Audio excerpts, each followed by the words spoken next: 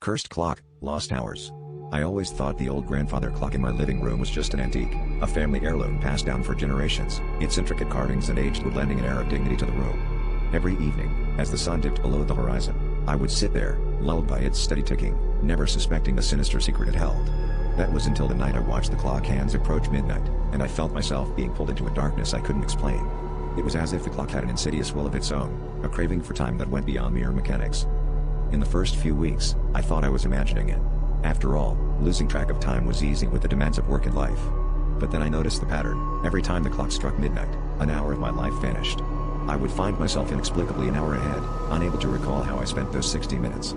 My nights became restless, filled with fragmented dreams and shadows creeping at the edges of my consciousness, mocking my inability to grasp the lost time.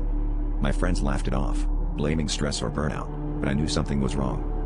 Desperate for answers, I dug into the clock's history, uncovering stories of its previous owners who had all met untimely ends. They too had complained of lost hours, of feeling their lives slipping away, one tick at a time. The deeper I delved, the more I realized the clock was cursed, a relic of a bygone era when time was meddled with by those who sought to control it. The clock had a hunger, feeding on the time it stole, leaving its victims hollowed shells, mere echoes of their former selves. The final act came one stormy night when the clock's hands neared midnight once more. This time, I was ready, or so I thought. Armed with all the knowledge I had gathered, I confronted the clock, demanding my lost hours back. But as the clock struck midnight, I felt a cold grip tighten around my heart, and the room spun into a vortex of darkness.